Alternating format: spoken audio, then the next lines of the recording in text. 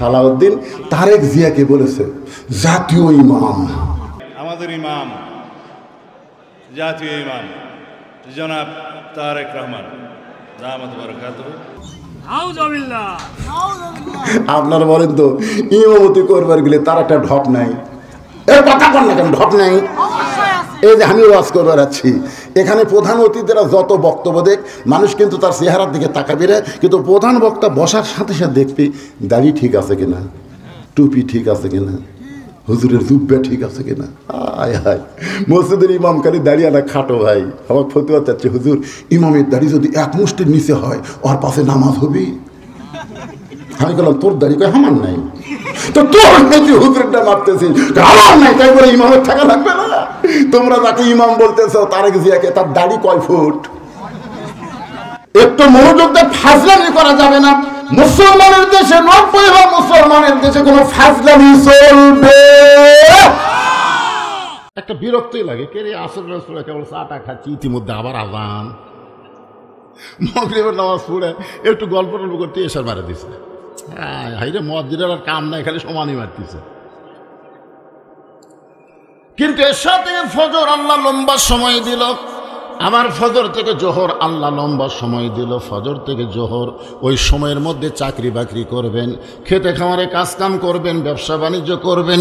এইগুলো দুনিয়াবি কাজ করতে গেলে আপনার দেহের মধ্যে যে ক্ষয় হবে, এশা থেকে ফজর পর্যন্ত লম্বা সময় যদি ঘুমিয়ে যান, ওই ঘুমের কারণে আল্লাহ দেহের ক্ষয় পুরা করে দিবে। তা আল্লাহ যখন নবীকে আসরের নামাজ দিচ্ছেন, কোন নামাজ? আসরের। ফরজ হলো 4 রাকাত। জোরে বলেন কয় রাকাত? 4 রাকাত। আমি ফরজের কথা বলতেছি। এই 4 রাকাত ফরজ নামাজ যখন আল্লাহ নবীকে দিচ্ছেন আল্লাহর আরশে, আল্লাহ বলতেছে, নবী আপনার উম্মতেরা আসরের 4 রাকাত নামাজ জামাতের সঙ্গে আদায় করলে আমি আল্লাহ কেমন খুশি হব আপনি কি জানেন? আল্লাহ রাসূল বললেন, আমি কিছুই জানি না আপনি যদি আমাকে না জানান। সুবহানাল্লাহ কন না কেন? এ কথার দ্বারা ভণ্ডদের যে আকীদা, ভণ্ড, আমাদের বাংলাদেশে কিছু ভণ্ড আছে না নাই? আমার বাবা চোখ বন্ধ করে সব কয়, আমার বাবা সব জানে। অথচ আল্লাহ নবী বললেন, আল্লাহ আমি কিছুই জানি না, আপনি যতক্ষণ আমাকে না জানান তাহলে সব জানে কে? আরো জোরে। নবীও জানেন আল্লাহ যতক্ষণ না জানায়, যার কারণে আল্লাহ কোরআনে বলেছেন, মা ইয়ানতিকু আনিল হাওয়া ইন হুয়া ইল্লা ওয়াহয়ুহা। আল্লাহু আকবার। তা আল্লাহ বললেন, তাহলে শোনেন, আমি আসরের নামাজ আপনার উম্মতেরা জামাতের সাথে, একলা একলা না। কোন নামাজ? কার সাথে? খুব খেয়াল করে শুনবেন। 5 ওয়াক্ত ফরজ নামাজ একলা পড়ার কিন্তু সুযোগ নেই। বিশেষ করে ফজরের নামাজকে যদি একলা একলা পড়ে, আল্লাহ রাসূল বলেছেন ওর মুনাফিক হতে আর দেরি লাগবে না। মুনাফিক হওয়ার জন্য যথেষ্ট ফজরের নামাজকে যদি একা একা পড়ে। ফজরের নামাজ একা একা পড়া যাবে না, জামাতের সঙ্গে পড়া লাগবে। ধরে কোন কথা ঠিক কিনা? আপনারা বলেন তো, বর্তমানে বাংলাদেশে কোন নামাজের করুণ অবস্থা? কথা কয় না। ফজরে যত মুসল্লি কম, বাংলাদেশে তত মুনাফিক বেশি। ধরে কোন কথা ঠিক কিনা?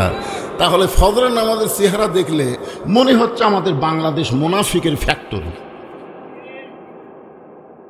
আপনারা বলেন তো, মুনাফিকের জায়গা কোন জায়গা হবে? হাই সর্বনাশ রে, যে ধরে কইছে, যারা কাফের, যারা বেঈমান, তারা থাকবে জাহান্নামের উপরে, আর মুনাফিকেরা থাকবে জাহান্নামের নিচে। আল্লাহ রাসূল বলেছেন, কাফের বেঈমান পেশাব পায়খানা করবে, নিচে থেকে মুনাফিকেরা খাবে। নাউজুবিল্লাহ, জোরে কর। এখন ফজরের নামাজ জামাতে কারা কারা পড়তেছেন না? কারা কারা পড়েন না? পড়েন তো ঠিকই, কিন্তু জামাত পড়তেছেন না, তাদের খবর কি? সময় পায় না, সময় আল্লাহ বাইর করে দিবি, দেরি করেন। একটু মনোযোগ দিয়ে শোনেন। আসরের 4 রাকাত ফরজ নামাজ যখন আল্লাহ নবীকে দিচ্ছেন, আল্লাহ বলতেছেন, হাবিব গো, এই আসরের নামাজ জামাতের সঙ্গে আপনার উম্মতের আদায় করলে আমি আল্লাহ কেমন খুশি হব আপনি কি জানেন? রাসূল বলেন, আমি জানি না। আল্লাহ বলে, তাহলে আমি আপনারে জানা। এই যে কোরআন শরীফের আপনারা ওয়াজ শুনবেন, আপনারা বলেন তো এই কোরআন শরীফের মধ্যে সবচাইতে বেশি আল্লাহ কোন নবীর নাম উল্লেখ করছেন? মানে আপনারা সবাই কোরআন পড়েন না তো বুঝবেন কেমনে? ওই একটু পড়ে মেরে দিতে মুছে, ঠিকই তো তাই। সমস্ত নবীদের চাইতে আল্লাহ মুসা নবীর কথা এই কোরআন শরীফে বেশিবার উল্লেখ করেছেন। মুসা নবী মাঝে মাঝে একটা জায়গায় যাইয়া আল্লাহর সঙ্গে কথা বলতেন। সে জায়গার নাম হলো তুর পাহাড়। ধরে বলেন জায়গার নাম কি? এই কথা শুনে সাহাবীর একটু মন খারাপ। আল্লাহ রাসূল বললেন, মুসা নবী তুর পাহাড়ে গেলে আল্লাহ যেমন খুশি হয়, আমার উম্মতেরা আল্লাহর নামাজ পড়ার জন্য মসজিদে যখন যাবে আল্লাহ মুসা নবীর মতোই খুশি হবে। ধরে কান সুবহানাল্লাহ। আপনারা কি তুর পর্বতে যাওয়ার পারবেন? কিন্তু দৈনিক 5 বার কোথায় যাবেন? মসজিদে যাবেন। মসজিদে যাইয়া আপনারা কার সাথে কথা বলবেন? আপনি যখন আল্লাহু আকবার বলে নামাজের নিয়ত করবেন, সুন্নত পড়েন আর নফল পড়েন, আপনি যখন বলবেন আলহামদু, আপনি বলার সঙ্গে সঙ্গে নামাজের মালিক আল্লাহ বলবেন লিমানিল হাম।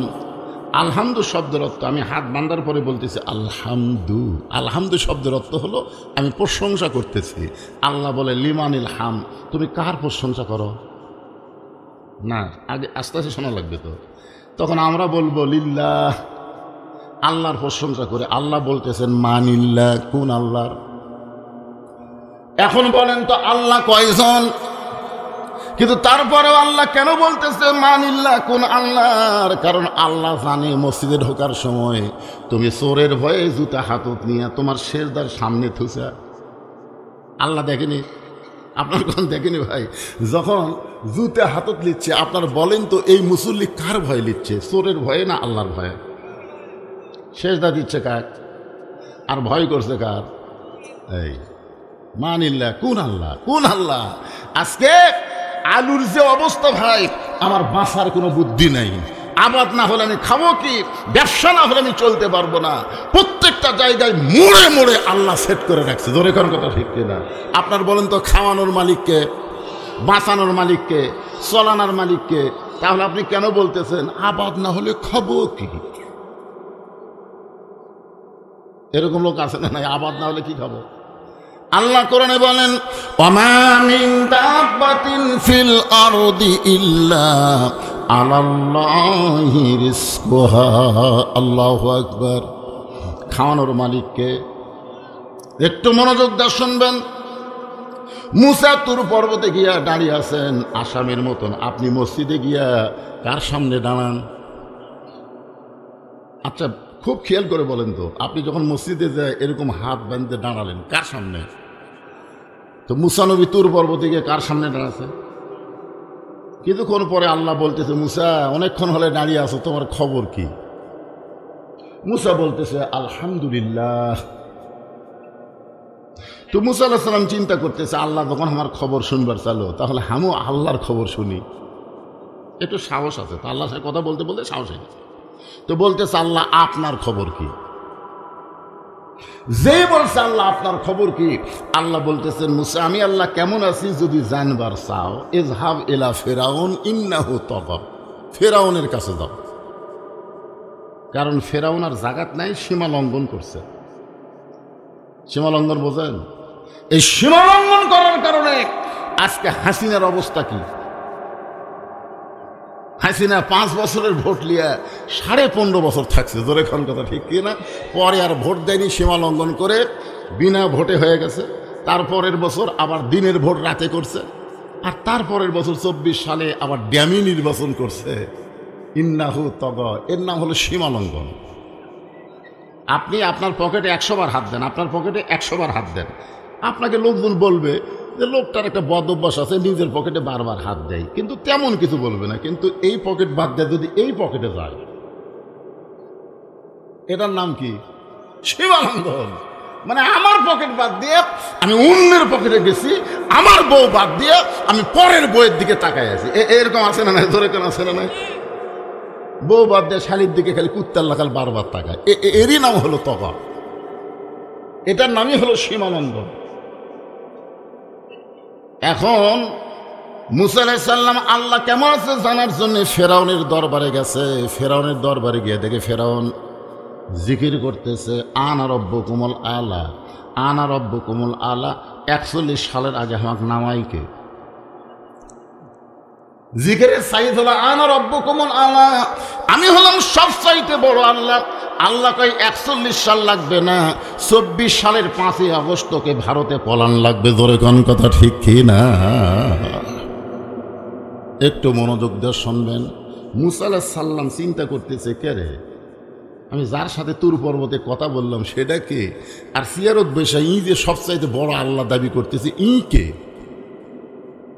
আপনারা বলেন তো, যাই এখনই তুর পর্বতে আল্লাহর সঙ্গে কথা বলছে সেই লোকটার আল্লাহর উপরে ঈমান কম না বেশি? কারণ কিছুক্ষণ আগে কার সাথে কথা বলছে? যারা প্রতিদিন এই কোরআন শরীফ পড়েন, প্রতিদিন ফজরের নামাজের পরে আপনি পড়েন, কোরআন থেকে যেখানে খুশি সেখানে পড়েন, কিন্তু রাসূল বলেছেন সূরা মুলুক যদি কেউ তেলাওয়াত করে, প্রত্যেক দিন ফজরের নামাজের পরে সূরা মুলুক তেলাওয়াত করে, কোরআনের কত আয়াত পড়ে পুরো অসুবিধা নাই, কিন্তু নির্দিষ্টভাবে সূরা মুলুক তেলাওয়াত করার কারণে আল্লাহ তার কবরের সমস্ত আযাব মাফ করে দেয়। জোরে বলেন সুবহানাল্লাহ। এমনকি ইমাম গাজ্জালি বলেছেন রাসূলের হাদিসকে নকল করে, যে আপনাকে যে কাফনের কাপড় দেওয়া হবে ওই কাপড়ের উপরে সূরা মুলুক একটা চাদর বানায় দেওয়া হবে। কবরের কোনো ক্ষমতা নাই, আপনার দেহ পর্যন্ত আযাব আসতে পারে। জোরে কোন সুবহানাল্লাহ। সেই সূরা মুলুকের মধ্যে আপনি পড়তেছেন তাবারাকাল্লাযী বিয়াদিহিল মুলকু ওয়া হুয়া আলা কুল্লি শাইইন কাদির। গোটা বিশ্বের রাজত্ব কর্তৃত্ব মালিকানা কার হাতে? সমস্ত ক্ষমতার মালিককে। আপনি কি হজ করছেন? এখানে হাজী সাহেব কেউ নাই? মাশাআল্লাহ। কোন সালে করছেন বাবু? উনি যখন হজ করবার গেছেন আল্লাহর কাবা ঘর সামনে নিয়ে কিন্তু একটা সাক্ষী দিয়েছেন, ঘোষণা দিয়েছেন। আমিও দিছি, যারা হজ করছেন সবাই দিচ্ছেন, লব্বাইক আল্লাহুম্মা লব্বাইক লব্বাইক লা শারীকা লাকা লব্বাইক ইন্নাল হামদা ওয়ান নি'মাতা লাকা ওয়াল মুলক লা শারীকা লাক। আপনারা বলেন তো, লাকা ওয়াল মুলক লা শারীকা লাকের বাংলা অর্থ কি? এই যে আল্লাহর কাবা ঘরের সামনে আপনি বলে আসলেন, রাজনীতির ভিতরে, রাজত্বের ভিতরে একমাত্র আল্লাহ ছাড়া আমি অন্য কাউকে স্বীকার করি না। আপনি আল্লাহর কাবা ঘরের সামনে এই স্বীকারোক্তি দিয়ে আপনি বাংলাদেশের বিমানবন্দরে নামার পরে মানুষের দল করবেন, আপনি যতই নামের আগে হাজি লাগেন আপনার হজ কবুল হবে না। হজের আগে যা করছেন, হজের পরে কোনো মানুষের দল করা যাবে না। জোরে বলেন কথা ঠিক? কারণ আপনি একেবারে আল্লাহর কাবা ঘরের সামনে বললেন। মনোযোগ দিয়ে শোনেন। ফেরাউনের দরবারে মুসা গিয়া দেখতেছে ফেরাউন জিকির করতেছে কার? আল্লাহর। এটাই বুঝলেন? আনা রব্বুকুমুল আলা, আমি হলাম, আনা মানে কি? আমি হলাম রব্বুকুমুল আলা, সবচাইতে বড় আল্লাহ। মুসা নবী হাত চুলকাচ্ছে। মুসা নবীর হাতত বল আছে না নাই? যে হাতের চর দিয়ে আজরাইলের চোখের মুনি উল্টে দিছে। কি মনে করতেছেন মুসা নবীর হাতের মধ্যে পাওয়ার আছে না নাই? আজরাইল খালি সালাম দেয়নি, সালাম না দেয় বলতেছে, ও আল্লাহ নবী মুসা, আমি আপনার জান কবজ করবার চাই। মুসা বলতে না।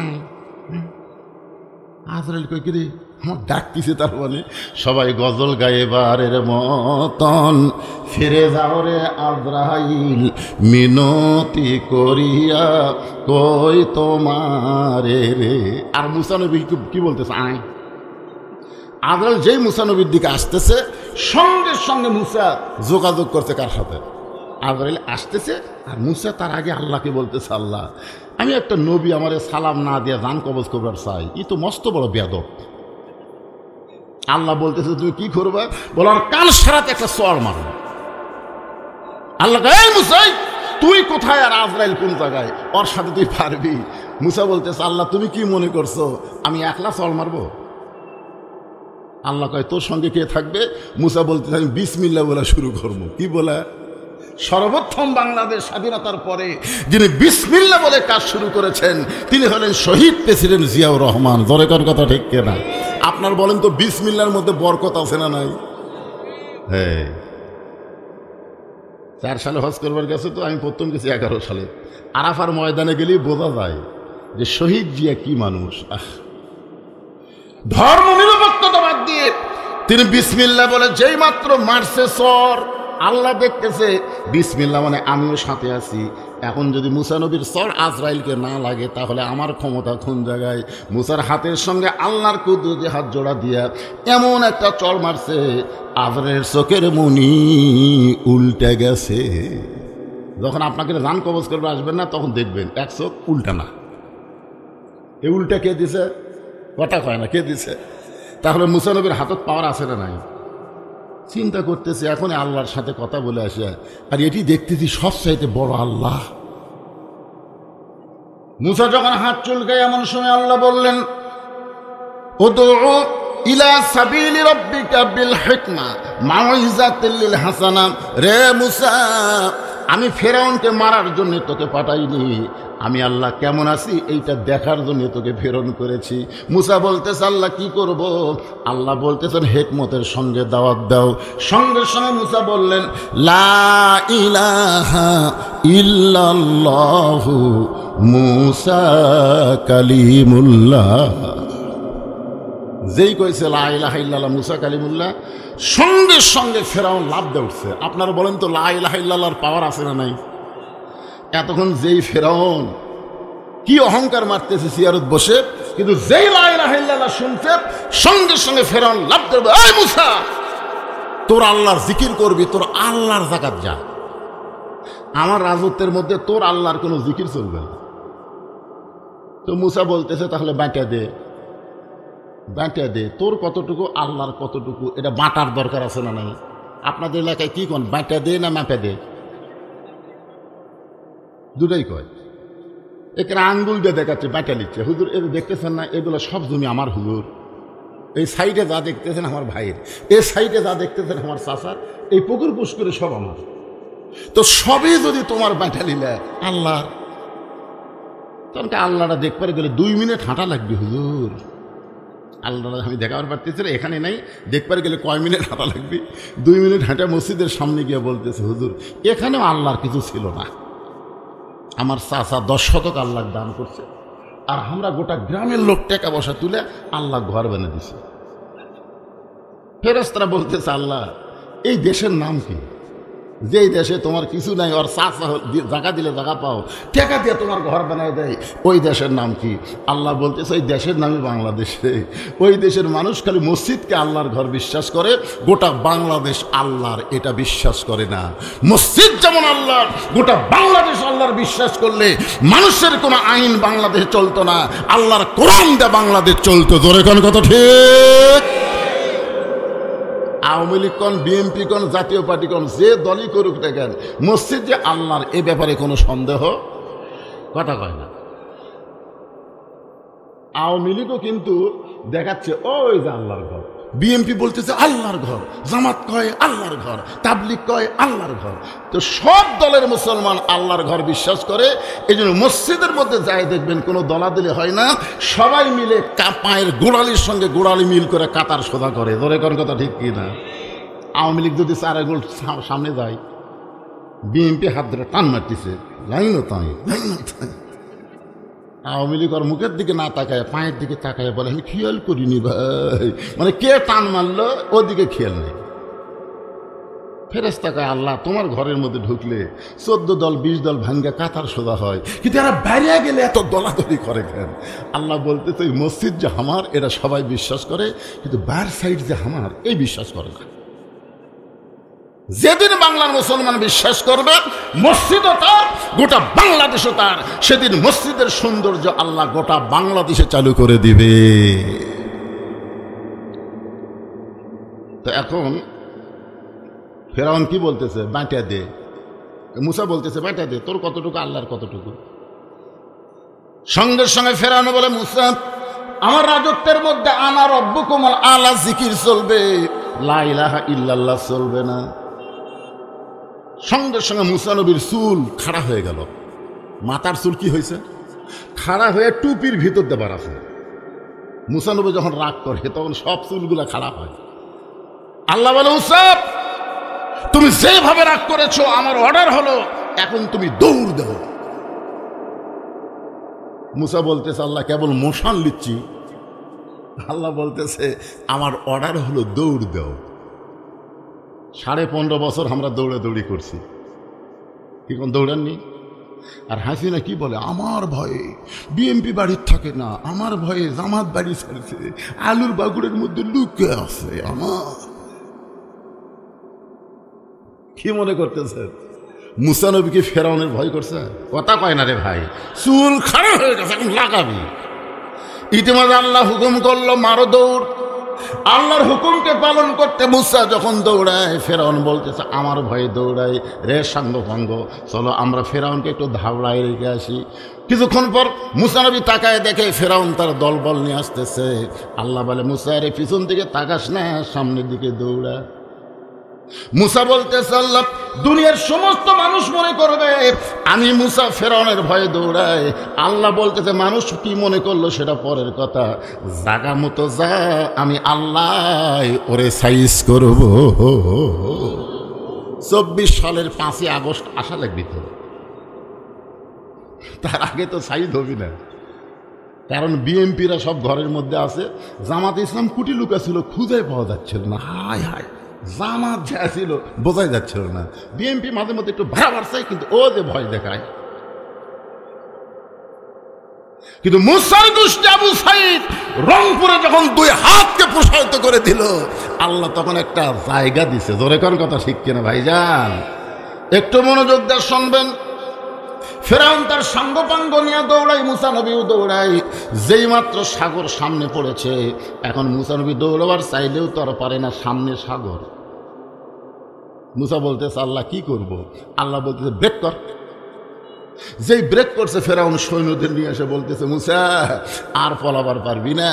আমরা সৈন্যরা 3 দিকে অস্ত্র শস্ত্র নিয়ে দাঁড়াই আছি, সামনে হচ্ছে সাগর, সামনে হলো সাগর। বর্তমান হাসিনার ফাঁসি দেওয়ার পরে ভারত কি করছে? এই বাংলাদেশ একটাবার খেয়াল করে দেখো, 3 দিকে আমরা ভারত, একদিকে সাগর, পলাবা কোন দিক দিয়ে? একই অবস্থা মুসা নবীর হয়েছে, দেখেন একই অবস্থা। ফেরাউন বলতেছে আমরা সবাই 3 দিকে লাঠি সোটা নিয়ে দাঁড়ায় আছি, সামনে সাগর, পলাবা কোন দিক দিয়ে? সঙ্গে সঙ্গে আল্লাহ জানাই দিলেন নাসরুম মিনাল্লাহি ওয়া ফাতহুন কারীব ওয়াবাশশিরিল মুমিনিন।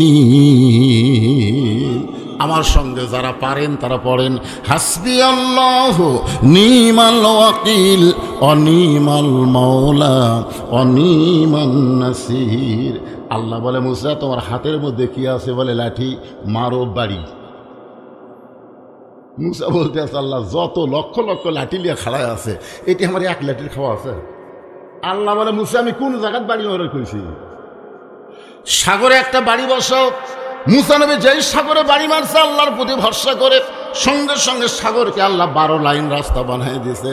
সামান্য কয়েকজন সঙ্গী নিয়ে মুসা নবী আল্লাহর শুকরিয়া আদায় করার কারণে ওই সাগরের তলদেশে এক নিয়তে 4 রাকাত নামাজ আদায় করেছে।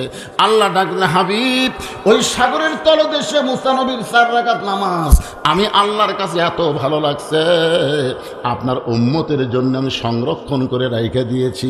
আজকে লাইলাতুল মেরাজে আপনাকে আসরের 4 রাকাত নামাজ হিসেবে দিয়ে দিলাম। এই 4 রাকাত নামাজ যখন আপনার উম্মতেরা জামাতের সঙ্গে আদায় করবে, আমি আল্লাহ মুসা নবীর সমপরিমাণ সওয়াব তার আমল নামায় দিয়া দিব। সূরাটার নাম কি? আর আমি আপনাদের ফজিলত শোনালাম আসরের নামাজের। এখন আসেন যুবক যারা বসে আছো, বাবা তোমাদের জন্য আজকে এই ওয়াজটা করা। আসর শব্দের অর্থ হলো সময়। সময়ের দাম বোঝে না, সারা জীবন ঘুষের চাকরি করছে, এখন চাকরি রিটায়ার হয়ে গেছে, এখন সময়ের গুরুত্ব দিচ্ছে। নামাজ পড়ে কাঁদতেছে আর বলতেছে আল্লাহ আমি আর জীবনে ঘুষ খাবো না, আর জীবনে ঘুষ খাবো না। 2 কান্দের ফেরেশতাকে আল্লাহ আর কান্দর থেকে আমরা লেখমুখী। আর যখন ঘুষের চাকরি ছিল তখনই সময় বোঝনি, তখন খালি সমানে 2 হাতে কামাই করছে আর খাচ্ছে, এখন চাকরি গেছে, এখন কান দিচ্ছে আর ঘুষ খাবো না। ঘুষ খাবার চাইলে আর পারবি? সারা জীবন শয়তানি করেছে আর বুড়া বয়সে মসজিদে সিয়ারি লেগেছে, এরকম কিছু মুসল্লি আছে না নাই? জোরে কোন আছে না? সারা জীবন শয়তানি করছে, যৌবনকালে নামাজ পড়েনি, এখন বুড়াকালে যারা 27 গুণ সওয়াবের জন্য মসজিদে গেছে এরকে সওয়াবই ক্যান্সেল করে দিচ্ছে। আপনারা বলেন তো, মসজিদে নামাজ পড়লে 27 গুণ সওয়াব একা একা পড়লে, জোরে করে একা একা পড়লে, কখন পড়লে? জামাতের সাথে নামাজ পড়ার নিয়ম কি? যার যেখানে খুশি খাড়া হবে না কাতার সোজা করে দাঁড়ান লাগবে? কাতার সোজা করে দাঁড়াবার গেলে রাসূল বলেছেন পায়ের গোড়ালির সঙ্গে গোড়ালি মিল করে দাঁড়ান লাগবে। তাহলে যেই বেটা সিয়ারি লেগেছে এর গোড়ালি কোন জায়গায়? তাহলে কোনো ব্যক্তির পায়ের গোড়ালি যদি সামনে যায়, ওই কাতারে যত মুসল্লি আছে নামাজের সব পাবে, কিন্তু জামাতের সব পাবে না। জামাতের সব আদায় করতে গেলে 4 জন মুসল্লি এসে আর 4 সিয়ারের পাও ধরে কান্দর তোলা লাগবে। যেরকম খাটনি তোলে অক খাটনি মনে করে চেয়ারের পাও ধরে 4 জন ধরে বারান্দা থুয়ে এসে পায়ের গোড়ালি ঠিক করা লাগবে। কোনো ভাঙ্গা সুরা এরকম লোক জামাতে চলবে না। লা ইয়াকাল্লিফুল্লাহু নাফসান ইল্লা উসাহা।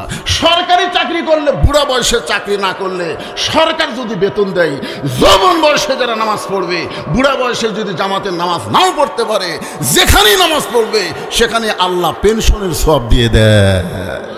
সুবহানাল্লাহ, জোরে কর না কেন? আসর শব্দের অর্থ কি?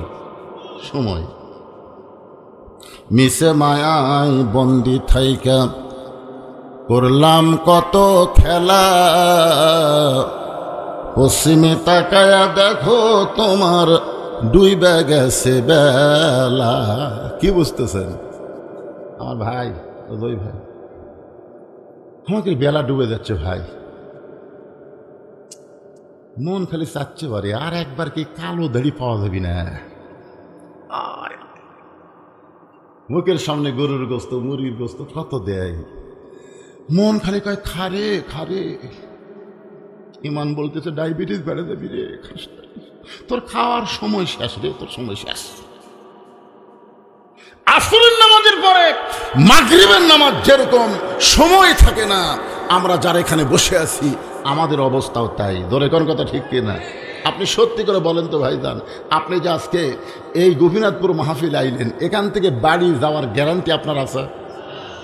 এমন কোন আল্লাহর বান্দা আছেন সাহস করে বলেন হুজুর আমি বাড়ি যাবই, এইরকম একজন সাহসী লোক আছে?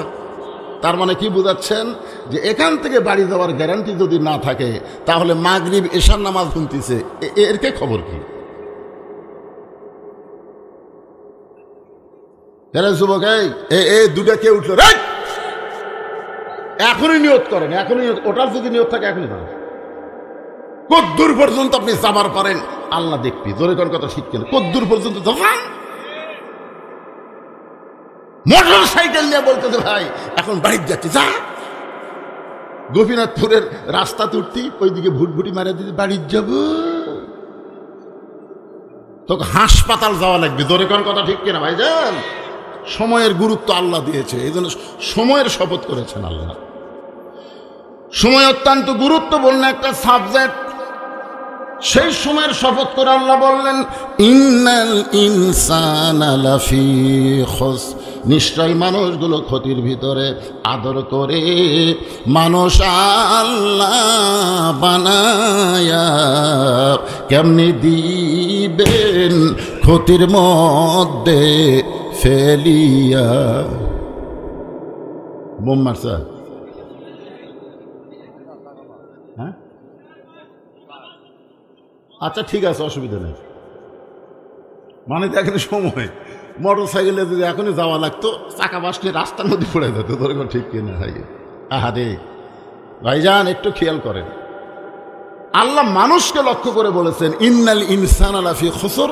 শব্দের অর্থ হলো নিশ্চয়ই মানুষগুলো ক্ষতির ভিতরে। আমরা যারা এখানে বসে আছি সবাই কি মানুষ? জোরে কোন সবাই কি? তাহলে আমরা কার মধ্যে? এ কথা কে বলছে? কেন বললেন? ক্ষতির মধ্যে আমরা পড়ব না।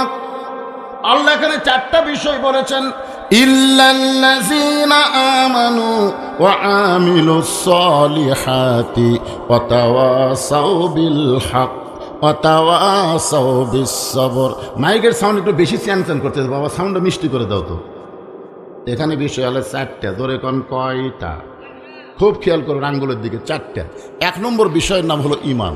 ইমান যদি না থাকে গরুর গোস্ত খাওয়াই যাবি না। কি আপনাকে এদিকে কিছু লোক আছে না নাই, গরুর গোস্ত খাওয়াবি না। আপনার বলেন তো গরুর গোস্ত, গোস্তর মধ্যে সবচাইতে ভালো, আর সেই গোস্ত খাওয়া দেবি না? আল্লাহ নিষেধ করছে। কে? বাবা। বাবার কথা মতো খায় না, আল্লাহর কথা মতো। একটু মনোযোগ দেবেন। ঈমান কারে কয়?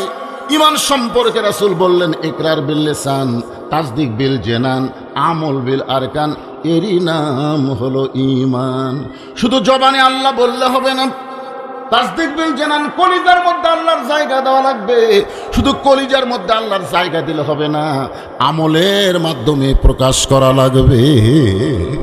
এখানে যারা বসে আছেন, আমাদের সকলের মুখে আল্লাহ আছে না নাই?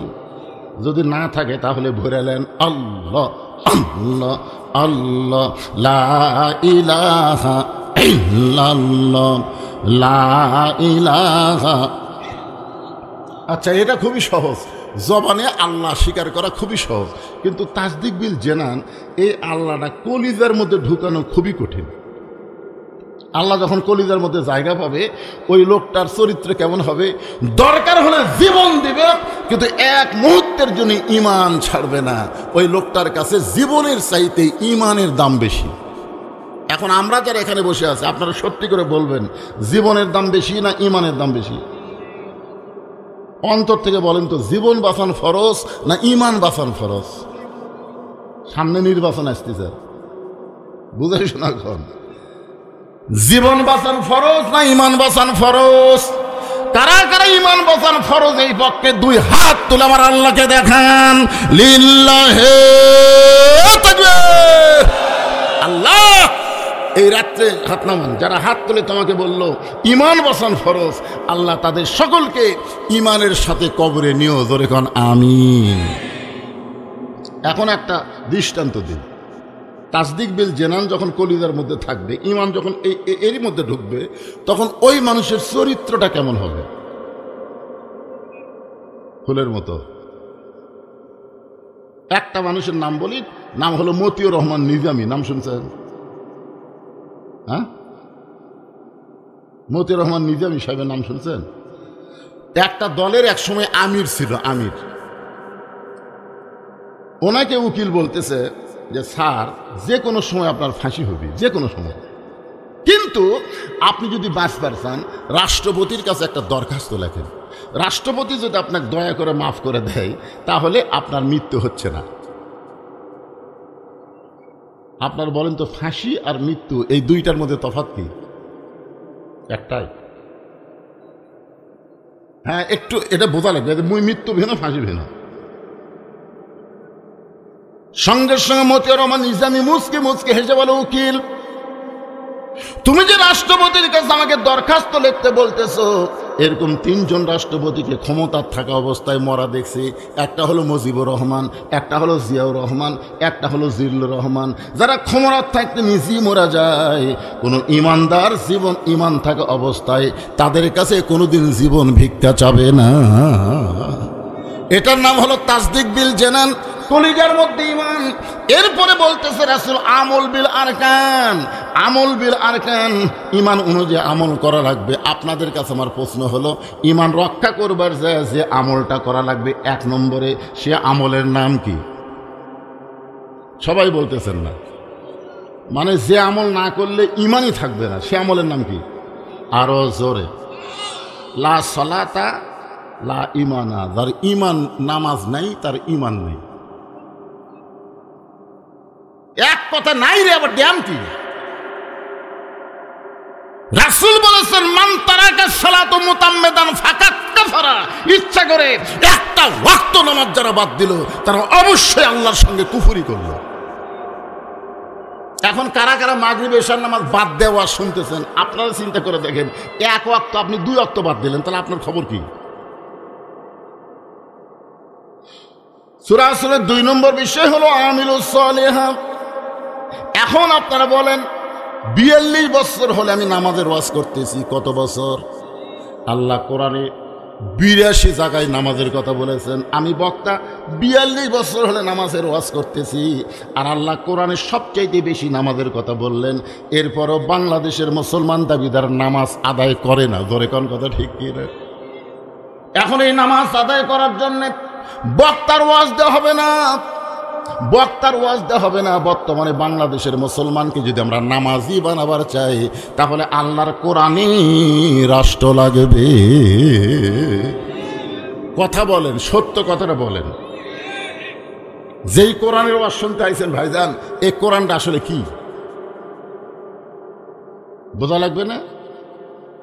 হয়তো উমর ফারুক শুধুমাত্র আল্লাহর কোরআন দেখার জন্য, এই কোরআনটা কি নিজে তো জানি, তারপরে নিজের চোখে আবার দেখার জন্য। আপনারা তো খালি শুনাই যাচ্ছেন, দেখার মতন সুযোগ হচ্ছে না।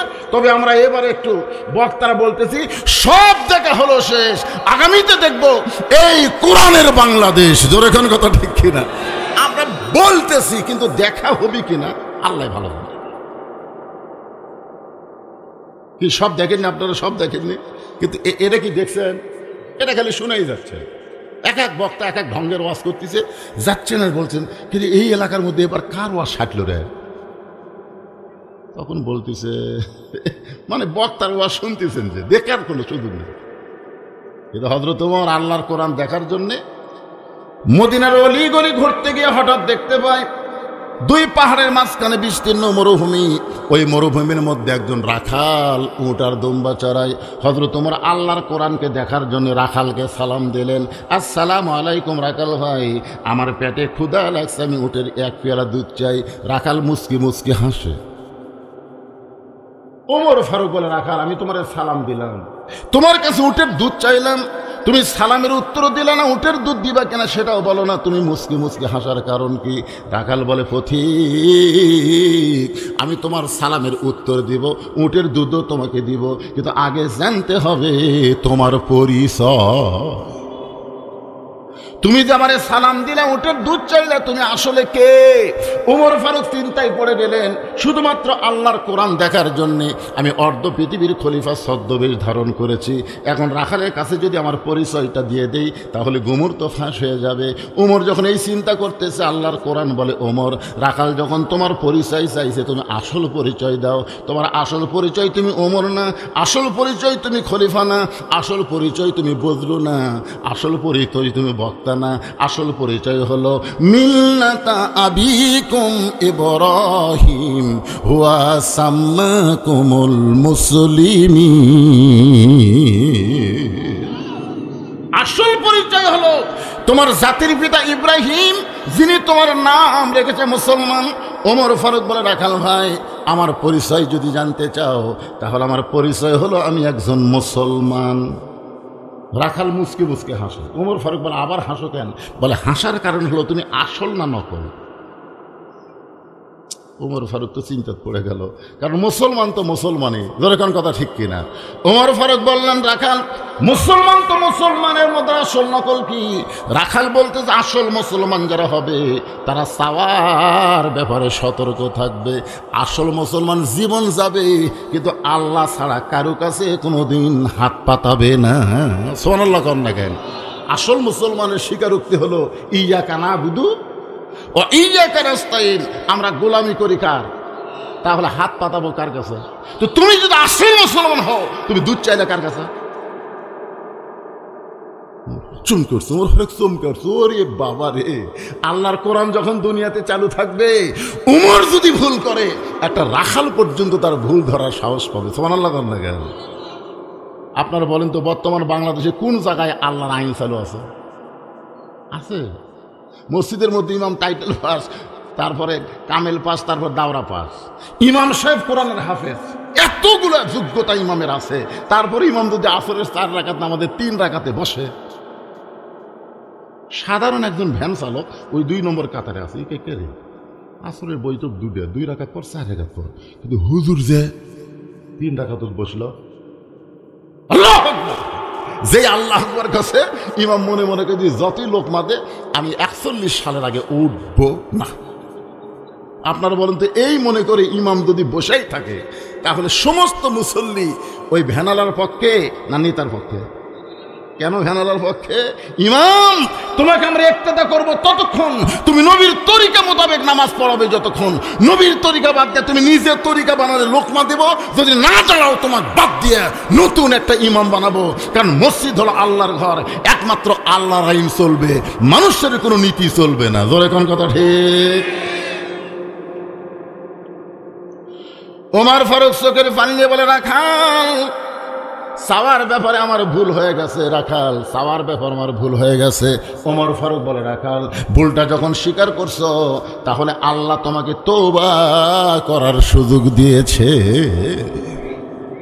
যেরকম আমি অনেক মাহফিল আওয়ামী লীগদের বলি যে ভাই তোমরা যারা বাংলাদেশে আসো ওই লুকানো নেতার কথা শুনে এই লকডাউন শাটডাউন তোমরা করবো না, কারণ ওরা তো আছে সেফ জায়গায়। ধরে কোন জায়গায় কথা কন না কেন? এই যারা মাঝে মধ্যে বিবৃতি দিচ্ছে ফেসবুকে, এরা বাংলাদেশে আছে, ওরা লুকা থেকে বলতেছে লকডাউন শাটডাউন, এই কথা শুনে কতগুলো চামচে গেছে ভাই, পাশা লাল। ধরে কোন কি লাল? গোপালগঞ্জ থেকে ঢাকা বাসের ভাড়া বসা থাকলে 500 আর খাড়া হলে 1000। বসা থাকলে কত আর খাড়া হলে 1000, কারণ এমন বেড়াচ্ছে বসবারই পারতেছে না। বসলে 500 ভাই, আর খাড়া হলে 1000। কি জন্য? পাশা লাল। যেই দলের একটা মেম্বার থেকে প্রধানমন্ত্রী পর্যন্ত পলায় যায়, সেই দল করে যারা ভুল করছেন আজকে তারা স্বীকার করে তওবা করেন। এখন আপনাদের তওবা করার সুযোগ আছে। ধরে করার কথা বলেন। রাখাল বলতেছে পথিক ওমর ফারুককে বলতেছেন, ভুলটা যখন স্বীকার করেছো আল্লাহ তোমাকে তওবা করার সুযোগ দিয়েছে। ওমর ফারুক বলে, রাখাল তাহলে আমি তওবা করতেছি। রাখাল বলে, তুমি মূর্খ মানুষ, তুমি তওবা কেমনে করবা? বরং আমি তওবা করাই, তুমি আমার সঙ্গে তওবা পড়ো।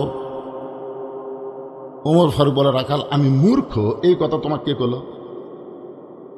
আপনার বলেন তো ওমর ফারুক কি মূর্খ? রাসূল বলেছেন আমার পরে কেউ যদি নবী হতো লাও কানা ওমর, আল্লাহ ওমরকে নবী বানায় দিত। রাখাল বলতে, তুমি মূর্খ মানুষ। ওমর ফারুক বললেন, আমার মধ্যে মূর্খামির কি দেখলা? রাখাল বলতে, চাওয়ার ব্যাপারে যে সতর্ক থাকে না, এ দুনিয়ার সব চাইতে বড় মূর্খ। ওমর ফারুক বলে, ঠিক আছে রাখাল, তাহলে তুমি আমাকে তওবা পড়াও। এবার রাখাল হযরত ওমরকে তওবা পড়াচ্ছেন, আস্তাগফিরুল্লাহাল্লাযী লা ইলাহা ইল্লা হুয়াল হাইয়ুল কাইয়্যুম ওয়া আতুবু ইলাইহি। ওমর ফারুক তওবা পড়ার পরে বলতেছে, রাখাল ভাই আল্লাহর রাস্তা উঠার এক পেলা দুধ দাও। রাখাল মুস্কি মুস্কি হাসে। ওমর ফারুক বলে, রাখাল আবার হাসতে কেন? রাখাল বলে, এই মাত্র তওবা করার পরে তুমি আবার মুনাফিকি করলে। যেই বলছে এইদিকে কে গল্প করে, এই সাইজে কে গল্প করে, এই দেখেন তো কোরআনের মাহফিল বাদ দিয়ে বাহিরে যারা গল্প করে এরা হলো সবচাইতে বড় দুর্নীতিবাদ। জোরে কর কথা ঠিক কিনা? তোমার মন চাই বাড়ির যা ঘুম পাড়ো, তুমি কোরআনের মাহফিলে আশেপাশে গল্প করতেছো, তার মানে মন যদি না চাই বাড়ির যাও, হয় মরদ হও, হয় নারী হও। নারী থাকবে বাড়ি, মরদ থাকবে আমার সামনে, কিন্তু হিজড়া হয়ে না। রাস্তাঘাটে যারা ঘুরতেছে এরা হলো হিজড়ার দল। তোরে কর কিসের দল? আচ্ছা আপনার বলেন তো, মেয়ে মানুষের জন্য আপনার বসার ব্যবস্থা করেননি? ধরে এখন করছেন কি করেন? মরদ মানুষের জন্য আপনার বসার ব্যবস্থা করেননি? তাহলে যারা ঘুরতেছে এরা কোন দল? মরদ হলে মরদের মধ্যে আসো, নারী হলে নারীর মধ্যে যাও, কিন্তু বাইরে ঘোরাফেরা করো না। হিজড়া আমাদের কাহালুতে গাঁড়িয়ে, হিজড়া ভদ্র ভাষা, আর গাঁড়িয়া হলো গ্রাম্য ভাষা। দেখি এবার কোন গাঁড়িয়া কথা কয় দেখি। কি মনে কষ্ট পাচ্ছেন? ওমর ফারুককে লক্ষ্য করে রাখাল বলতেছে, এই মাত্র তওবা করে তুমি আমার মুনাফিকি করলে।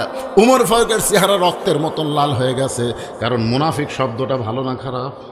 ওমর ফারুক বলে, রাখাল আমার মধ্যে মুনাফিকের কি দেখলা? সঙ্গে সঙ্গে রাখাল বলতেছে, লিমা তাকুলু মা লা তাফআলু। তোমার মুখের সাথে মনের মিল নেই। তুমি সত্যি করে বলো তো, আমি কি উটের মালিক? বলো, আমি যদি উটের মালিক হইতাম তাহলে তুমি আমাকে রাখাল বলতে না। আর যখন আমাকে রাখাল বলতেছো তখন তোমার মন বলতেছে আমি উটের মালিক না। আর উটের মালিককে বাদ দিয়ে রাখালের কাছে কেউ যদি আল্লাহর হস্তেও চায়, রাখাল দিবার পারবে? যার প্রমাণ আমি নিজেই তার প্রমাণ। আপনার বাইকোলা ওয়াশ করে টেস্টে কেবল নামছি, ইতিমধ্যে এক লোক এসে 100 টাকা দিয়ে হুজুর দোয়া করেন। টাকা 100 চকচকা করে থুয়ে বললাম কি ধোয়া? বলে হুজুর আমার বইয়ের পেটে বাচ্চা আছে, আল্লাহ যেন একটা পুত্র দেয়।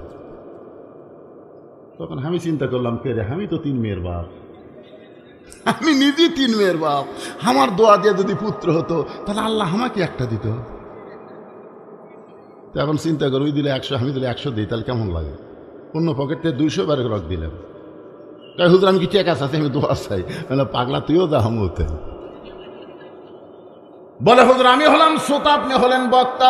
পাগল, 3টা মেয়ের বাপ হয়েছে, এত দোয়া করার পরেও আল্লাহ পুত্র সন্তান দেয় নাই। আমার দোয়া যদি আমার বইয়ের পেটের বাচ্চা পুত্র না হয়, তাহলে তোর বইয়ের হবে? তাহলে ওদের একটা কাম করেন, আপনার টাকা আপনি না আমাকে দেন।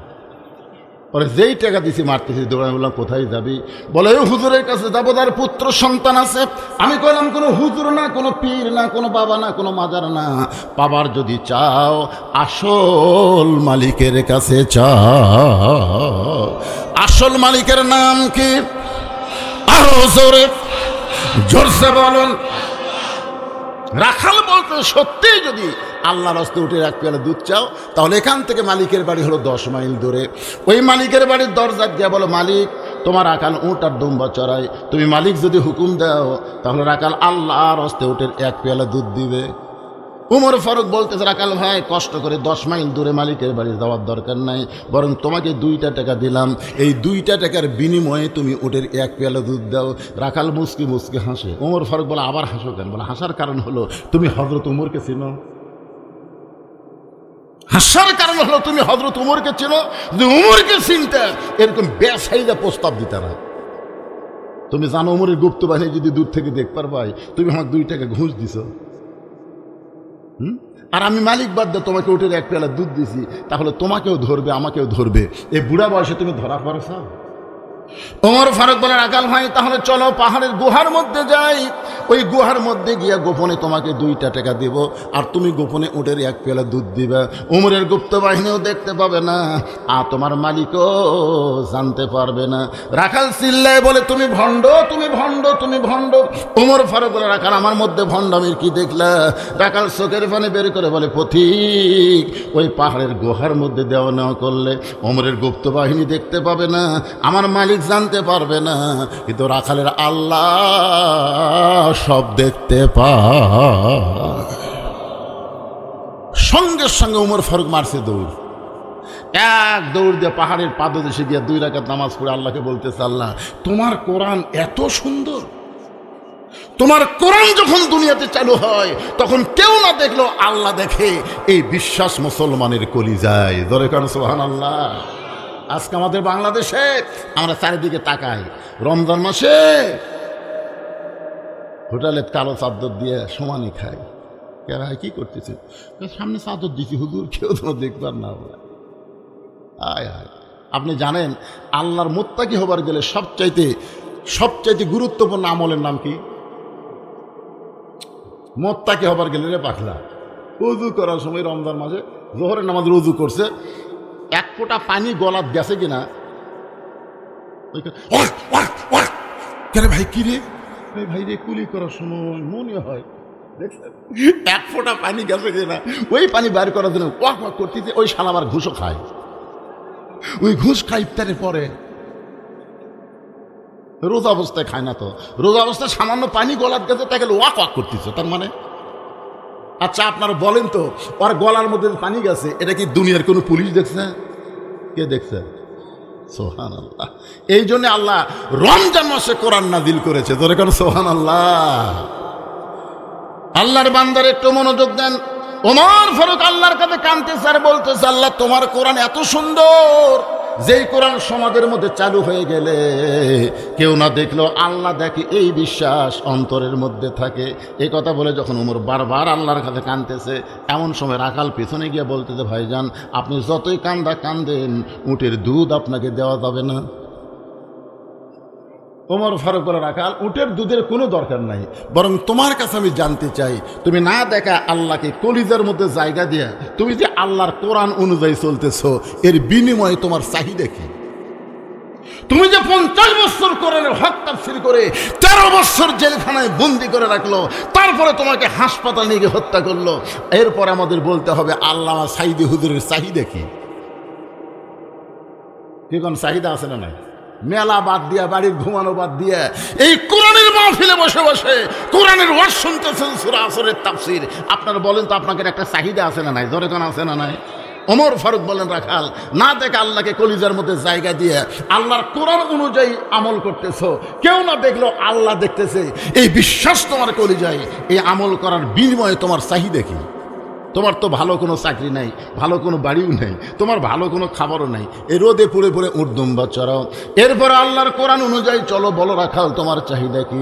সঙ্গে সঙ্গে রাখাল বলতেছে, পথিক আমার চাহিদার কথা যদি শুনতে চাও তাহলে আমার চাহিদা হলো রব্বানা, সকলে পড়েন, রব্বানা আতিনা ফিদ দুনিয়া হাসানাতাও ওয়া ফিল আখিরাতি হাসানা ওয়া কিনা আযাবান্নার। ওমর ফারুক বলে, রাখাল আমি মূর্খ মানুষ ভাই, আমি তোমার চাহিদার কথা শুনতে চাইলাম আর তুমি কোরআনের আয়াত শুনেলা, তার মানে? রাখাল বলতেছে, তুমি আসলেই মূর্খ। আরে পাগল, এই আয়াতের মাধ্যমে দুইটা চাহিদার কথা বললাম। 1 নম্বর চাহিদা হলো মহামানব হযরত উমরকে এই দুনিয়াতে আমি এক নজর দেখতে চাই, রব্বানা আতিনা ফিদ দুনিয়া হাসানা। দুনিয়ার সৌন্দর্য হলো হযরত উমরকে আমি এক নজর দেখতে চাই, যে উমর আল্লাহর কোরআন দিয়ে রাষ্ট্র চালানোর কারণে আমার মতন রাখাল না দেখা আল্লাহকে কলিজার মধ্যে জায়গা দিবার পারছি, সেই হযরত উমরকে যদি একটা বার দেখতে পাইতাম ভাইজান, আমার দুনিয়ার চাহিদা আল্লাহ পুরা করত। আমার 2 নম্বর চাহিদা হলো আমি রাখাল যখন মরে যাব, এই কোরআনকে আমল করার কারণে অধম রাখালকে আল্লাহ যেন জান্নাত দেয়। তাহলে রাখালের চাহিদা কয়টা? 1 নম্বর চাহিদা কি? কেন হযরত উমরকে এক নজর দেখবে? কারণ কি? ভালো নেতা দেখার চেষ্টা করা দরকার। আগামীতে ভোট আছে, আছে না নাই? আপনার কোন নেতা দেখবেন? কোন নেতা? কেরে পাগলারা কথা কর না, মনে করতেছেন এই দুনিয়াই দুনিয়া, এরপর আর কোনো দুনিয়া নেই? রাখাল বলতেছে আমার 1 নম্বর চাহিদা হলো হযরত ওমরকে আমি এক নজর দেখতে চাই। 2 নম্বর চাহিদা হলো আমি মারা গেলে আল্লাহ যেন আমাকে জান্নাত দেয়। সঙ্গে সঙ্গে হয়তো ওমর দৌড়ে গিয়ে রাখালের হাতের ঠপ করে ধরছে, ঠপ করে ধরি 3 বার চুমা খাচ্ছে। রাখাল কই পাগল নাকি, আমার ঘামা হাতে চুমা খেলা? তার কারণ ওমর ফারুক বলতেছে, রাখাল আল্লাহ তোমার 2 নম্বর চাহিদা পুরা করছে, মরার সঙ্গে সঙ্গে আল্লাহ তোমাকে জান্নাত দিয়ে দিবে। আপনারা সুবহানাল্লাহ বলেন তো, রাখাল সুবহানাল্লাহ পারে? ওমর ফারুক বলে, রাখাল মরার সঙ্গে সঙ্গে আল্লাহ তোমাকে জান্নাত দিয়ে দিবে, যে দুনিয়াতে আল্লাহর কোরআন অনুযায়ী চলবে, কোরআনকে মানবে। মরার সঙ্গে সঙ্গে আল্লাহ বলেছেন, ইন্নাল্লাযীনা ক্বালু রাব্বুনাল্লাহু সুম্মা ইসতাকামু তাতানাজ্জালু আলাইহিমুল মালায়েকা আল্লা তাখাফু ওয়া লা তাহজানু ওয়া আবশিরু বিল জান্নাহ। এরপরও রাখাল সুবহানাল্লাহ কয় না। ওমর ফারুক বলে, রাখাল মরার সঙ্গে সঙ্গে আল্লাহ তোমাকে জান্নাত দিবে, সুবহানাল্লাহ কও। রাখাল বলতেছে, মরার পরে আল্লাহ আমাকে জান্নাত দিবে, এই বাকি কথা সহজেই বলতেছে, কিন্তু হযরত উমরকে এক নজর দেখতে পাবো, এই কথা বলতে তোমার কোন জাকাত বাঁচে? আপনারা বলেন তো, একটা হলো নগদ, একটা হলো বাকি। উমরকে দেখা কি? কথা কয় না। উমরকে দেখা কি? ভালো নেতা দেখা কি? আর জান্নাত? আপনারা দুনিয়া ভালো না করে রব্বানা আতিনা ফিদ দুনিয়া হাসানা, দুনিয়া যদি ভালো না হয় তার আখিরাত কোনোদিন ভালো হবে না। আর দুনিয়া ভালো করতে গেলে আল্লাহর কোরআনকে দেখা লাগবে। জোরে কোন কথা ঠিক কি না? আর আল্লাহর কোরআন অনুযায়ী কারা চলতে বলে, এই ধরনের নেতা আমাকে দেখার দরকার আছে না নাই? জোরে করে আছে না নাই? মরিয়ে দিলে জান্নাত পাবো, এই বাকি কথা ভালোই বলতেছো, কিন্তু হযরত ওমরকে এক নজর দেখতে পাবো, এই নগদ কথা বলতে তোমার কোন জায়গাত বাজে?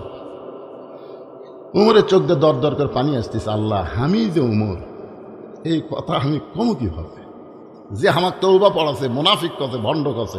এখন যদি বলি ভাই আমি উমর রে, বলাও সারা, হাত ফেল করে মরাও সারা, জোরে কর কথা ঠিক কি না? আপনারা কি মনে করতেছেন উমর যে রাস্তা দিয়ে যায় ওই রাস্তা দিয়ে শয়তান যায় না কয়দিন? আর সে উমরও কি পড়াছে? মনে রাখেন তওবা পড়াছে, জোরে কান কি পড়াছে? মুনাফিক কথা, ভণ্ড কথা। এখন যদি বলে ভাই আমি উমর, বলাও সারা, রাখাল হাত ফেল করে মরাও সারা। উমর ফারুক যখন চিন্তায় পড়ে গেল, এমন সময় আল্লাহর কোরআন বলতেছে দুউ ইলা সাবিলি রাব্বিকা বিল হিকমা। উমর তুমি যে উমর এইটা ডাইরেক্ট না বলে হিকমতের সাথে বলো। উমর ফারুক বলে রাখাল ভাই সত্যি যদি উমরকে দেখতে চাও তাহলে ফজরের নামাজ তোমাকে সামনে কাতারে আদায় করা লাগবে। ফজরের নামাজ যদি সামনে কাতারে আদায় করো, মেহরাবের মধ্যে লক্ষ্য করে দেখবে করতেছে ওই মানুষটি হলেন হযরত উমর। এখন আপনারা বলেন আল্লাহর কোরআন দিয়ে যখন রাষ্ট্র চলবে তখন কিন্তু তিনি নেতা হওয়ার পারবেন না। নেতা হবার গেলে মসজিদের ইমাম হওয়া লাগবে। কথা না করলেও ঠিক, আপনারা যারা মুখ বন্ধ করে আছেন আল্লাহ বোবা করে মারবেন, একটু বোবা করে মারবেন। তিনি নেতা হবার পারবেন না। নেতা হবার গেলে আগে মসজিদের ইমাম হওয়া লাগবে। জোরে কথা কর না কেন ভাইজান, কি হওয়া লাগবে? উমরকে যদি দেখবার চাও সংসদ ভবনে যাও, উমরকে যদি দেখবার চাও গণভবনে যাও। না, উমরকে যদি দেখবার চাও ফজরের নামাজ সামনে কাতারে পড়ো। সামনে কাতারে নামাজ পড়তে গিয়ে দেখবে যেই মানুষটা ইমামতি করতেছে ওই মানুষটি হলেন হযরত উমর। রাখাল ছোট বাচ্চার মতন কান্দে। উমর ফারুক বলে কান্দো কেন? বলে কান্দার কারণ হলো আমি বারান্দার নামাজ পড়ি,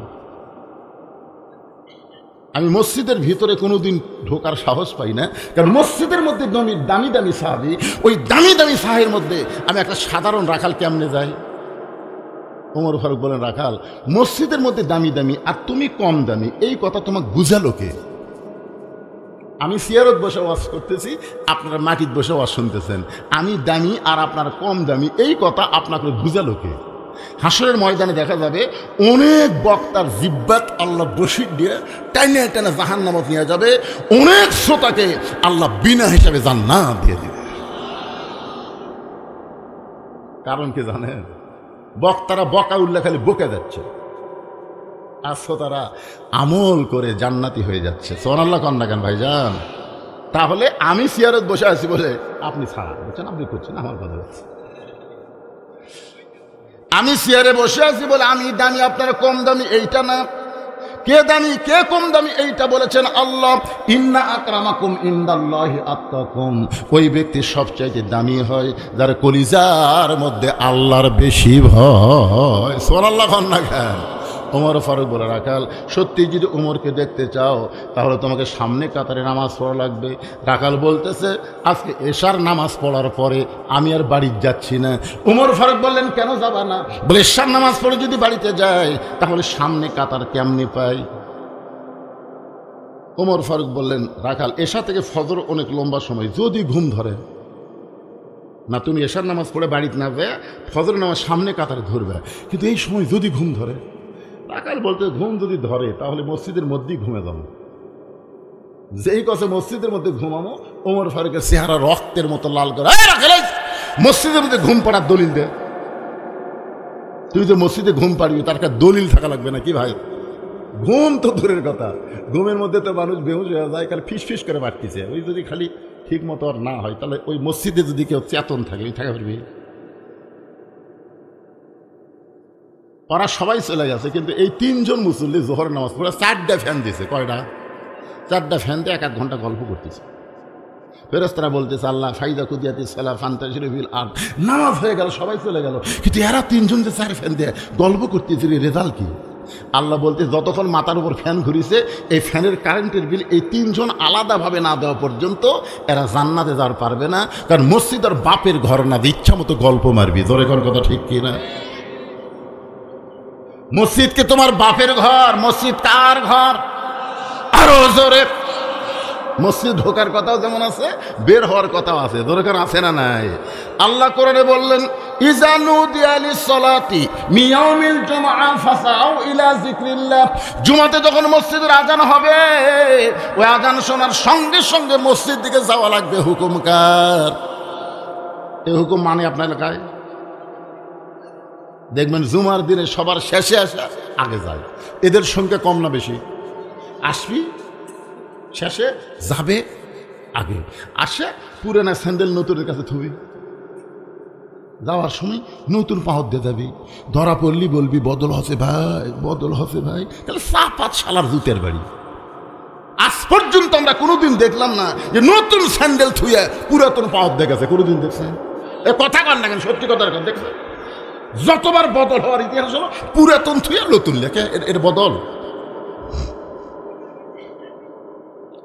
এই জন্য আল্লাহ কোরআনে বললেন, ফাওয়াইলুল লিল মুসাল্লিন আল্লাযীনা হুম আন সালাতিহিম সাহুন আল্লাযীনা হুম ইরাউন ওয়া ইয়ামনাউনাল মাউন। আল্লাহু আকবার। ওমর ফারুক বলে, রাখাল, আজানের গুরুত্ব দাও। 5 ওয়াক্ত নামাজের মধ্যে সবচাইতে গুরুত্বপূর্ণ আজানের নাম কি? 5 ওয়াক্ত নামাজের মধ্যে সবচাইতে গুরুত্বপূর্ণ আজানের নাম কি? আজানের কে রে? এবার এরা কি কবার পারে না নাকি? আপনার বলেন তো, কোন আজানের মধ্যে একই শব্দর অন্য আজানে যে নাই, এই শব্দ 2 বার বেশি কয়, সেই আজান কি? এই যুবকেরা যারা ফেসবুক চালাও 1টা 2টা পর্যন্ত, তোমরা যখন ঘুমায় যাও এই শব্দ তোমরা শুনবার পাও। শব্দগুলো কি? আসসালাতু খায়রুম মিনান নাওম, আসসালাতু খায়রুম মিনান নাওম। ঘুম হইতে নামাজ অতি উত্তম। আজানের গুরুত্ব দিও। এতদিন রাখাল নামাজ পড়ছে কোথায়? বারান্দায়। জোরে কন কোথায়? আজকে নামাজ পড়বে কোন জায়গায়? সামনে কাতারে। জোরে কন কোথায়? ভিতরে না, সামনে কাতারে। উমর ফারুককে দেখার জন্য ভিতরে পড়লে হবে তাই? সামনে কাতারে পাগল। মসজিদ নববী কত বড়, এদের হাই সাহেব করে দেখেন, বিশাল। এখন সামনে কাতারে নামাজ পড়বে, আজানের গুরুত্ব কম না বেশি? আপনারা বলেন তো, যেই মুসল্লি বারান্দায় নামাজ পড়ে এরা আজানের গুরুত্ব দেয় না একামতের? বারান্দার যারা নামাজ পড়ে আজানের গুরুত্ব দেয়? ওরা খালি ঘড়ি দেখে, আকামত কখন দিবি, আকামত কখন দিবি? 4টার সময় আকামত হবি, ওই দেখবেন 2 মিনিট আগে আসবি। আসে, ওর আর ভিতরে জায়গা নেই, ওই বারান্দাত খাড়া আছে। শয়তান কিছুই বলতেছে না, খালি বলতেছে নিয়ত কর, নিয়ত কর। তারপরে তো কি করা দরকার? যেই নিয়ত করছি ইলা জিহাদিল কাবাতি শরীফত আল্লাহু আকবার, তখন শয়তান বলতে দেখে, রে তুই যে তাড়াতাড়ি দোকানের তালা দিয়ে লিসাবি। মানে এই গোপীনাথপুরের মসজিদের বারান্দাত কারা নামাজ পড়ে? এই দোকানদাররাই বেশি পড়ে। তুই যে তাড়াতাড়ি তালা দিয়ে লিসাবি। রে এমন সময় মনে হলো, রে চাবির কথা কি করি। তখন এই হাত আগে টান দিস, আগে ডান হাত টান দিয়া, আচ্ছা আচ্ছা আল্লাহ কই তোর নামাজ গেছে। হাদিসে আছে বিস্তারিত, হুজুরি কলব ব্যতীত করছিন কালেও নামাজ তোর হবে না। তবে কেন গাজুয়ারি, মানুষকে দেখাও নামাজ পড়ি, ও তোমার সিদ্ধ বীজে সুফসল ফলবে না। আজও কেন আল্লাহর নামাজ ধরতে পারলা না? আল্লাহর নামাজ ধরবার গেলে আকামতের গুরুত্ব দেওয়া চলবে না, আজানের গুরুত্ব দেওয়া লাগবে। এতদিন রাখাল নামাজ পড়ছে বারান্দায়, আজকে নামাজ পড়বে সামনে কাতারে। যেই মাত্র মুয়াজ্জিন ফজর আযান দিয়েছে, সঙ্গে সঙ্গে মসজিদকে লক্ষ্য করে একটু দৌড়ায় দৌড়ায় হাঁটতেছে। বারান্দায় এসে বলতেছে, বারান্দা মনে কষ্ট লইস না, খালি দেখার জন্য ঢুকতেছি, খালি দেখার জন্য। মানে যারা বারান্দার নামাজ পড়ে, বারান্দাতে একটা মজাই আলাদা। যারা বারান্দার নামাজ পড়ে ভিতর ঢুকে বাড়ি হবে না, কারণ সালাম ফিরালি দৌড়। এখন সামনে কাতারে যে লোকটা নামাজ পড়তেছে, সালাম ফিরানো সামনে দৌড় দিয়ে পারবি? বাইরে হওয়ার চাকরি দেখে নিয়ত করছে বারা, এদিকে তাকা দিকে ওরে। তখন বলতেছে, এই মসজিদে লাঠি নাই, ওই বাড়াবি একটা লাঠি দিয়ে। আগে কিন্তু আমাদের 10 বছর আগে মসজিদে কোনো লাঠি ছিল না, কথা কর না কেন ছিল, এটা এখন এই সামনে দিয়ে লাঠি দিয়ে পার হয়ে যায়। একটু মনোযোগ দিয়ে শুনবেন, এতদিন রাখাল নামাজ পড়েছে বারান্দায়, আজকে মসজিদের ভিতরে ঢুকতেছে। আল্লাহর ঘর মসজিদের মধ্যে যখন ঢুকবে তখন নিজের ইচ্ছা মতো ঢোকা চলবে না, ডান পায়ে ঢোকা লাগবে। শুধু ডান পায়ে ঢুকলে হবে না, জবান খুলে একটা দোয়া পড়া লাগবে। রে যুবকেরা, এই দোয়াটা আমার সঙ্গে সবলে পড়ো। আল্লাহুম্মা ইফতাহলি, পড়েন আল্লাহুম্মা ইফতাহলি আবওয়াবা রহমাতিক। এই দোয়াটা পড়ে রাখাল মসজিদের সামনে কাতারে যাবার চাই। রাখাল যখন সামনে কাতারে যাবার চাই, প্রত্যেকটা সাহাবী নড়ে সরে রাখালকে যাওয়ার রাস্তা করে দেয়। রাখাল কে রে? এতদিন বারান্দার থেকে কি মনে করছিলাম? বারান্দার থেকে মনে করছিলাম ভিতরে দামি দামি, কিন্তু আজকে ভিতরে ঢুকে দেখতেছি আমিও যা এরাও তাই। এটা কিন্তু ভিতরে না ঢুকলে বোঝার উপায় নাই। এখন সামনে কাতারে এসপি দাঁড়াচ্ছে, একটা মুসল্লি ছাড়া কাতার পুরা হচ্ছে না। এসপি কয় একটা মুসল্লি নাই, সামনে কাতার পুরা করার দরকার আছে না নাই? এখন এসপি বারে এসপি চিন্তা করতেছে একটা মুসল্লি নাই। পিছন দিকে তাকে দেখে দরজা চৌকিদার খাড়া হয়ে আছে। এসপি কাতার পুরা করার জন্য ডাকতেছে, আয়। চৌকিদার বলে, না স্যার, আপনি এসপি, আমি চৌকিদার। এসপি বলতেছে না বাইরের কথা হলে আমি এসপি, তুই চৌকিদার, ভিতরে ঢুকে দেখ। চৌকিদার আর ভয়ে যায়। এসপি তখন জাগা ছাড়িয়া একটা চৌকিদার হাত ধরে, এই তোর ডাকিতে যাস না। তখন বলতেছে, স্যার আপনি এসপি, আমি চৌকিদার। ওটা বাইরের কথা। একের কাছে নিয়ে বলতেছে, আমার গোড়ালির সঙ্গে গোড়ালি মিল করে খাড়া হয়। চৌকিদার বলতে, স্যার আমার গোড়া দেখছেন? আমার গোড়া দৌড়ে ফেটে গেছে, আপনার গোড়া তেলা। গোড়ার সাথে গোড়ালি মিল করলে খুরের মতন ধার ফাটা গোড়া, বোঝেন না? ফাটা গোড়া বোঝেন? এই যে শীতকাল আসতেছে, স্বামী যদি গোড়া ফাটালে বইয়ের কাছে সতে, আর ঘুমের মধ্যে যদি একবার ফাটা পাও বইয়ের পাও যায়, বউ ঘুমোর থেকে চেতন পায়, বলবি মহারণা মাপ দিলাম, ল্যাপ পাল্টাও, এক লাপত চলবি না। এই জন্য আমি বলবো, শীতকালে রাত্রিবেলা স্বামী স্ত্রী ঘুমাবার গেলে হুন্না লিবাসুল্লাকুম ওয়া আনতুম লিবাসুল্লাহুন্না, এই আমল যদি করবার চান পায়ের গোড়া ভ্যাজলিন দেন, ভ্যাজলিন। এখন এসপি সাহেব পুলিশ চৌকিদারকে বলতেছে, গোড়ালির সঙ্গে গোড়ালি মিল কর। এখন চৌকিদার গোড়ালির সঙ্গে গোড়ালি মিল করে একটু ফাঁকে যায়। এসপি টান দেখায়, কাছে আন, ফাঁকের মধ্যে শয়তান ঢুকবি। চৌকিদার কয়, আল্লাহ কি দেখতেছে, আল্লাহ। চৌকিদার এসপি এক কাতার। এই জন্যই তো ভাই, উদখুলু ফিস সিলমি কাফা, ইসলামের বাইরে থাকলে বোঝা যাবে না, ইসলামের ভিতরে পুরাপুরি ঢুকে দেখেন। সব মুসলমান ভাই, আমাদের মধ্যে কোনো উঁচু নাই, গরিব নাই, ধনী নাই, কালো নাই, সাদা নাই, বাটা নাই, লম্বা নাই, সব ভেদাভেদ। ইসলাম মানুষকে ভুলে দেয়। ধরে কোন কথা ঠিক কিনা? এটা ভিতরে না আসলে বোঝা যাবে না। রাখাল একেবারে যাইতে সামনে কাতারে গিয়া ফজরের নামাজের ফরজের আগে 2 রাকাত সুন্নতের গুরুত্ব কিন্তু অত্যন্ত বেশি। আপনারা জানেন, ফজরের আগে যে 2 রাকাত সুন্নত আছে, এই 2 রাকাত সুন্নতের দাম কত? আসমান এবং দুনিয়া বিক্রি করলেও এই 2 রাকাত সুন্নতের সমান হবে না।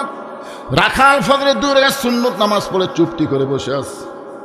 খালি মনের মধ্যে ধারণা, আজকে পান ভরে দেখ মরে, যে আল্লাহর আইন চালু করার কারণে আমার মতন রাখাল না দেখা আল্লাহকে কলিজার মধ্যে পাইছি, সেই হযরত ওমরকে প্রাণ ভরে দেখব, এই নিয়ত করে রাখাল বসে আছে সামনে কাতারে। এমন সময় এক সাহাবী মসজিদের মধ্যে ঢুকে দেখে জায়গা নাই, মানে ওই সাহাবী যে জায়গায় নামাজ পড়ে ওই জায়গায় বসে আছে। ওই সাহাবীর নাম হলো ওসমান গনি। জোরে কার নাম কি? নাম শুনছেন? ওসমান গনি। চিন্তা করতেছে, আমার জায়গায় কে বসে আছে? আপনারা চিন্তা করেন তো, মসজিদে শুধু একজনের জায়গা দখল, শুধু ইমাম সাহেবের জায়গায় কেউ যাবার পারবে না, ঠিক কিনা বলেন? কিন্তু ওসমান গনি তো ইমাম না। কিন্তু ওসমান গনি কেন বলতেছে আমার জায়গায় কে বসে আছে? এ কেন বলার পিছনে কারণ হলো আল্লাহ নবী বলেছেন, আমি যখন ইমামতি করব, আমি বরাবর পিছনে যিনি দাঁড়াবে তার নাম হলো আবু বকর। আবু বকর যখন ইমামতি করবে, আবু বকর বরাবর যিনি পিছনে দাঁড়াবে তার নাম হলো উমর যখন ইমামতি করবে, উমর বরাবর পিছনে যিনি দাঁড়াবে তার নাম হলো ওসমান যখন ইমাম হবে, ওসমান বরাবর পিছনে যিনি দাঁড়াবে তার নাম হলো হযরত আলী যখন ইমামতি করবে, আলী বরাবর পিছনে, এই পিছনে শব্দ উল্লেখ করে কে দাঁড়াবে নবী আর নাম কয় না। সাহেব বললেন, হুজুর তাহলে হযরত আলী যখন ইমামতি করবে, আলী বরাবর পিছনে কে দাঁড়াবে? সঙ্গে সঙ্গে রাসূল বললেন, মা ইয়ানতিকু আনিল হাওয়া ইন হুয়া ইল্লা ওয়াহয়ুন ইউহা। আমি নবী ততক্ষণ পর্যন্ত বলতে পারি না যতক্ষণ আল্লাহ না বলায়। ওই আলী পর্যন্তই হলো খোলাফায়ে রাশিদিন। সুবহানাল্লাহ বলেন। তাহলে হযরত ওমর যখন ইমামতি করবে, ওমর বরাবর পিছনে কে দাঁড়াবে? কথা কয় না, জোরে কন, কে দাঁড়াবে? কিন্তু আয়েশা দেখে জায়গা দখল। প্রত্যেক জুম্মায় সানি খুতবার মধ্যে ইমাম সাহেব আপনাদের শোনায় আল হায়াউন ওসমান। ওসমান হলো সবচাইতে শর্মিন্দা, সবচাইতে নরম। চিন্তা করতেছে, আমার জায়গার যখন একজন বসে আছে, থাক, শরম বেশিছে। কাছে যায় দেখে রাখালের পাশে ফাঁকা জায়গা, ওই ফাঁকা জায়গায় ওসমান গনি 2 রাকাত সুন্নত নামাজ পড়ে রাখালের দিকে পর পর 3 বার তাকাছে। কয়বার? কোনোদিনও দেখেনি, আজকেই প্রথম। একটু দেখার দরকার আছে না নাই? যারকে শরম কম, শোনেন, যারকে শরম কম তার এক দেখায় কাম সারবে, এক দেখাতেই কাম সারবে। কিন্তু যারকে শরম বেশি, রাস্তার যদি কোনো সুন্দরী মেয়ে দেখে, তারা কি কুত্তার লাগাল টক লাগা থাকে?